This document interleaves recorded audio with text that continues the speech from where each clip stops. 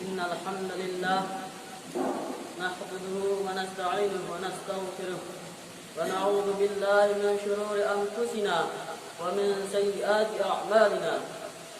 من يهد الله فلا مضل له ومن يضلل فلا هادي له. أشهد أن لا إله إلا الله وأشهد أن محمدا عبده ورسوله. اللهم صل وسلم على سيدنا محمد وعلى آله وأصحابه ومن تبعهم بإحسان إلى يوم الدين. يا أيها الذين آمنوا اتقوا الله حق تقاته ولا تموتن إلا وأنتم مسلمون. يا أيها الذين آمنوا اتقوا الله وقولوا قولا سديدا يصلح لكم أعمالكم ويغفر لكم ذنوبكم ومن يطع الله ورسوله فوزا عظيما. Hadirin jemaah salat Jumat rahimakumullah. Marilah kita panjatkan puji syukur kepada Allah Subhanahu wa taala. Karena dengan anugerah maupun inayahnya kita diberi kelonggaran waktu sehingga kita bisa melaksanakan salat Jumat di tempat ini. Dengan rasa syukur itu marilah kita senantiasa meningkatkan takwa kepada Allah dengan sebenar-benar takwa, yakni melakukan apa yang diperintah Allah dan meninggalkan apa yang dilarang oleh Allah. Hal ini dijalankan dengan apa yang kita cita-citakan, yaitu menggapai derajat kemuliaan di hadapan Allah. Namun untuk mencapai tingkatan ini dibutuhkan kesungguhan dalam pelaksanaannya agar kita mampu melakukan dengan benar, yaitu dengan meningkatkan pemahaman kita terhadap hukum-hukum dan aturan agama. Oleh karena itu, kita membutuhkan ilmu untuk menjadi tangga menuju ketakwaan. Allah Subhanahu wa taala berfirman, Ya ayyuhalladzina amanu in tattaqullaha yaj'al lakum furqana wa yukaffir 'ankum sayyi'atikum wa yaghfir lakum wallahu dzul fadlil 'azim. Yang artinya, wahai orang-orang yang beriman, jika kamu bertakwa kepada Allah, niscaya Dia akan memberikan furqan, kemampuan membedakan antara yang hak dan batil kepadamu, dan menghapus segala kesalahanmu dan mengampuni dosa-dosamu. Allah memiliki karunia yang besar. Quran surah Al-Anfal ayat 29. Yang dimaksud furqan dalam ayat tersebut adalah ilmu atau pengetahuan yang bisa digunakan untuk membedakan antara suatu hak dan batil. Jemaah Jumat yang berbahagia, kita menyaksikan bahwa ilmu pengetahuan adalah kemuliaan, cahaya dan keutamaan, sedangkan kebodohan adalah keburukan, bencana dan kehinaan. Ilmu yang bermanfaat adalah sumber utama dan merupakan sumber air yang paling segar dan berkumpulnya hal-hal kebaikan. Dengan ilmu yang bermanfaat kita bisa membangun kejayaan dan peradaban, sedangkan dengan kebodohan pilar-pilar bangunan akan lampu, bangunan akan roboh dan umat manusia akan runtuh. Oleh karena kedudukan ilmu yang tinggi dalam agama Islam yang mendorong kita untuk menguasai, menghancurkan untuk mempelajarinya dan menyuruhkan untuk menempuh jalannya. Islam juga mengajarkan bahwa mencari ilmu yang bermanfaat adalah gerbang menuju surganya Allah. Rasulullah sallallahu alaihi wasallam bersabda, "Man salaka tariqan yaltamisu fihi ilman sahhalallahu lahu tariqan ilal jannah." Barang siapa menempuh jalan mencari ilmu, maka dimudahkan jalannya menuju surga. Hadirin yang berbahagia, selanjutnya perintah membaca adalah yang seruan pertama yang digunakan di dalam Islam. Hal itu dilakukan dalam rangka mengingatkan pentingnya ilmu pengetahuan, meningkatkan nilainya, memantapkan fondasi bangunan mental dalam umat, membangun peradaban umat, membuka rahasia kemajuan dan perkembangan eksistensinya, yakni pengetahuan tentang kitabullah dan sunnah Rasulullah. Kitabullah, sunnah Rasul yang mengandung segala macam ilmu pengetahuan yang berguna bagi umat manusia dalam melanjutkan perjalanannya, sehingga manusia khususnya umat Islam bisa membuat peradabannya sejalan di mana mereka hidup. Seraya tetap memegang teguh akidah dan ajaran-ajaran Islam. Dalam kitabullah banyak sekali ayat yang mengangkat topik penting ini, di antaranya innama yakhshallahu min ibadihi ulama wa innallaha azizun ghafur. Sering didapati juga dalam sunnah Nabi Muhammad, baik sunnah qauliyah maupun amaliyah, informasi adanya kedudukan tertinggi dalam masalah ini.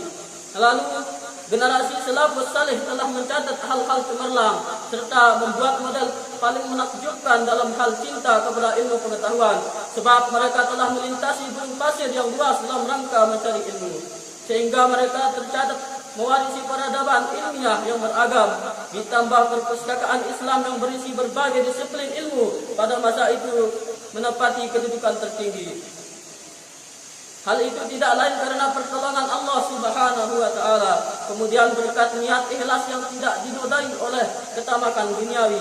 Jemaah yang berbahagia, kita telah memahami posisi ilmu begitu penting dalam kehidupan kita, terutama ilmu syariat Islam. Perlu diketahui bahwa syariat tidak hanya mengajarkan tentang akidah, tapi juga mengajarkan akhlak dan adab.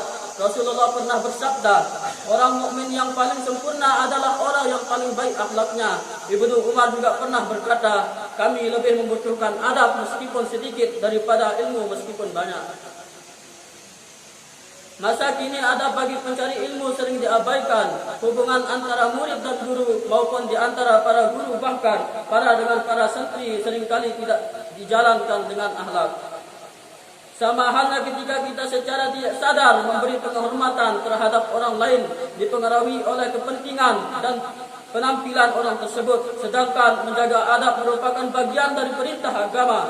Saatnya bagi kita untuk memperhatikan dan meninggalkan adab dalam mencari ilmu yang telah dijaga dan dijalankan oleh ulama terdahulu, sehingga ilmu dapat memberi manfaat bukan hanya pada tatanan duniawi, namun juga tatanan ukhrawi. Ada beberapa akhlak yang harus diperhatikan oleh penuntut ilmu. Yang pertama, pencari ilmu harus menyucikan hati dari segala pelanggaran-pelanggaran yang dimurkai Allah.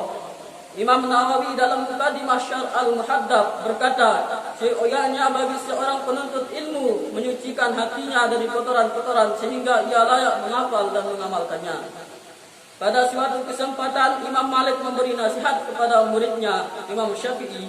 Kala itu sang guru merasa takjub dengan kecerdasan muridnya. Wahai Muhammad, Imam Syafi'i, bertakwalah kepada Allah Subhanahu wa taala, jauhilah maksiat. Sesungguhnya Allah telah meletakkan cahaya di dalam hati, maka janganlah engkau padamkan cahaya itu dengan kemaksiatan.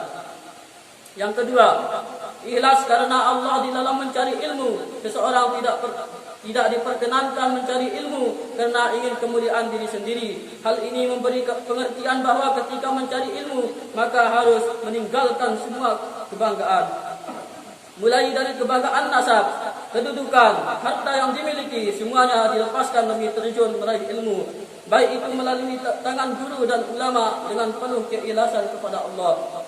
Sejalan dengan firman Allah Subhanahu wa taala, wa ma umiru illa liya'budullaha mukhlishina lahuddin hunafa wa yuqimus shalah wa yu'tuz zakah wa dzalika dinul qayyimah. Yang ketiga, penuntut ilmu harus setelah mengambil faedah atau manfaat dimanapun dia berada. Pencari ilmu mesti jeli melihat, mengamati dan meraih dari tiap jengkal langkah hidupnya.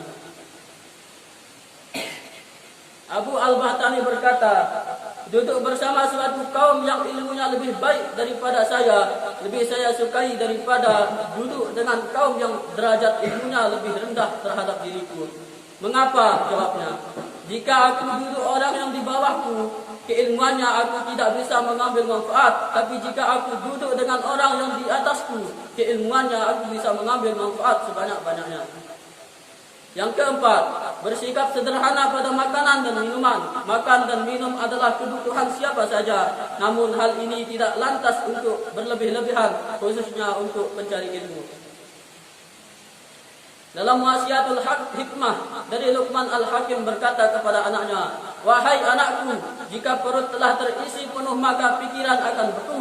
Pikiran akan berhenti mengalir dan badan akan lampuh dalam ibadah. Imam Syafi'i berkata, aku tidak pernah merasa kenyang sejak 16 tahun silam, karena kenyang akan membebani badan, mengeraskan hati dan menghilangkan kecerdasan. Semoga kita dapat menyerap ilmu yang diajarkan kepada kita semua dan mampu mengamalkannya dengan akhlakul karimah. Barakallahu li wa lakum fil Qur'anil azim wa nafa'ani wa iyyakum bima fihi minal ayati wa dzikril hakim. Wa taqabbal minni wa lakum tilawatahu innahu huwas samiul alim. Aqulu qawli hadha wastaghfirullahal azim li wa lakum tastaghfiruh innahu huwal ghafurur rahim. Allahumma shalli ala sayyidina Muhammad. Allahumma shalli ala sayyidina Muhammadin wa ala ali sayyidina Muhammad.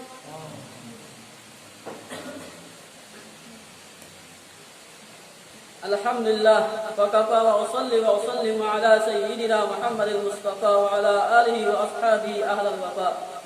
أشهد أن لا إله إلا الله وحده لا شريك له وأشهد أن سيدنا محمدا عبده ورسوله أما بعد فيا أيها المسلمون أوصيكم ونفسي بتقوى الله العلي العظيم واعلموا أن الله أمركم بأمر عظيم أمركم بالصلاة والسلام على النبي الكريم إن الله وملائكته يصلون على النبي يا أيها الذين آمنوا صلوا عليه وسلموا تسليما اللهم صل على سيدنا محمد وعلى آل سيدنا محمد كما صليت على سيدنا إبراهيم وعلى آل سيدنا إبراهيم وعلى محمد وعلى آل سيدنا محمد كما باركت على سيدنا إبراهيم وعلى آل سيدنا إبراهيم في العالمين إنك حميد مجيد اللهم اغفر للمسلمين والمسلمات والمؤمنين والمؤمنات